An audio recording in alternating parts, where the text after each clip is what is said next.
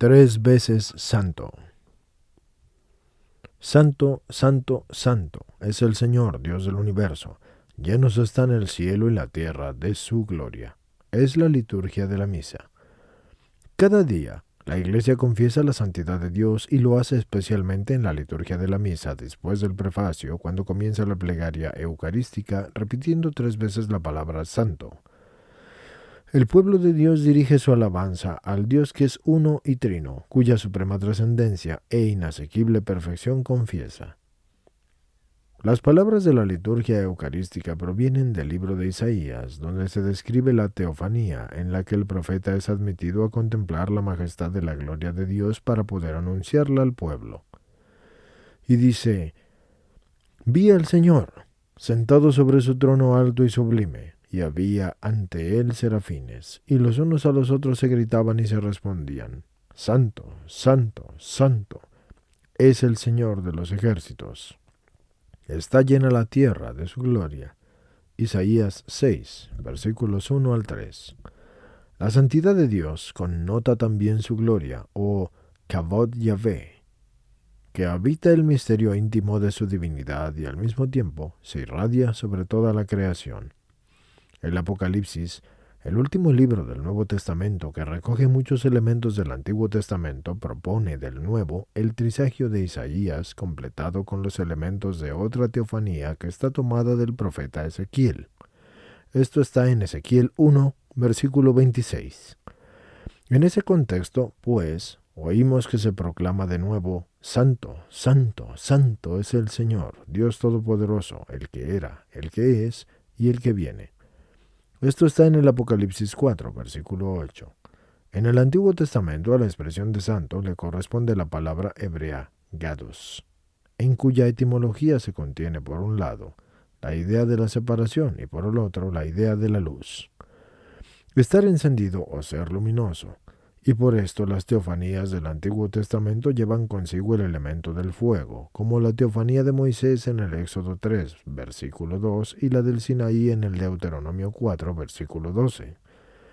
Y también del resplandor como la visión de Ezequiel, que está en la parte primera, versículos 27 y 28, la citada visión de Isaías, parte 6, versículos 1 al 3, y la de Habacuc, que corresponde a las palabras griegas agios. A la luz de la etimología veterotestamentaria, se hace clara la siguiente frase de la carta de los Hebreos: Nuestro Dios es un fuego devorador, y esto está en Hebreos 12:29 y en Deuteronomio 4:24, así como la palabra de San Juan en el Jordán respecto al Mesías, porque él dice: Él los bautizará en el Espíritu Santo y en el fuego. Mateo 3, versículo 11. Se sabe también que en la venida del Espíritu Santo sobre los apóstoles, que tuvo lugar en el cenáculo de Jerusalén, aparecieron las lenguas como de fuego, y esto está en los Hechos de los Apóstoles 2, versículo 3. Si los cultivadores modernos de la filosofía de la religión, por ejemplo, Rudolf Otto, ven en la experiencia que el hombre tiene de la santidad de Dios los componentes del Facisonum y del Tremendum, esto encuentra la comprobación tanto en la etimología que acabamos de recordar del término veterotestamentario, como en las teofanías bíblicas en las cuales aparece el elemento del fuego. El fuego simboliza por un lado el esplendor y la irradiación de la gloria de Dios, o el fascinosum, por otro el calor que abraza y que aleja en cierto sentido del terror que suscita su santidad, o el tremendum. El gados del Antiguo Testamento incluye tanto el fascinosum, que atrae, como el tremendum, que rechaza, indicando la separación y por lo mismo la inaccesibilidad.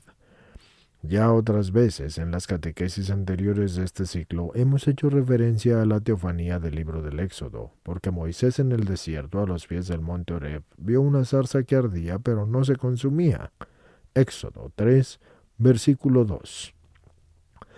Cuando éste se acerca a esa zarza, escucha la voz que dice: No te acerques, quita las sandalias de tus pies, que el lugar en que tú estás es tierra santa. Éxodo 3, versículo 5.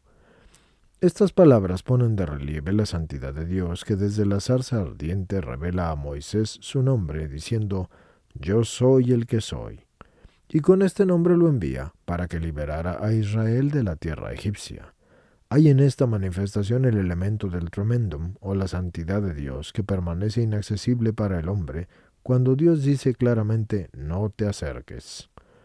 Son características semejantes que tiene también toda la descripción de la alianza que está hecha en el monte Sinaí y que se menciona en el Éxodo versículos 19 y 20. Luego, sobre todo en la enseñanza de los profetas, este rasgo de la santidad de Dios que es inaccesible para el hombre cede en favor de su cercanía y de su accesibilidad y de su condescendencia. Así leemos en Isaías. Porque así dice el Altísimo, cuya morada y cuyo nombre es Santo. Yo habito en un lugar elevado y santo, pero también con el contrito y con el humillado, para hacer revivir el espíritu de los humillados y reanimar los corazones que son contritos. Isaías 57, versículo 15.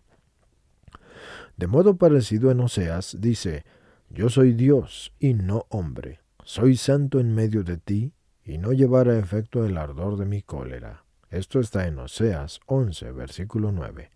El testimonio máximo de su cercanía lo ha dado Dios enviando a la tierra a su Verbo, la segunda persona de la Santísima Trinidad, el cual tomó un cuerpo como el nuestro y vino a habitar entre nosotros.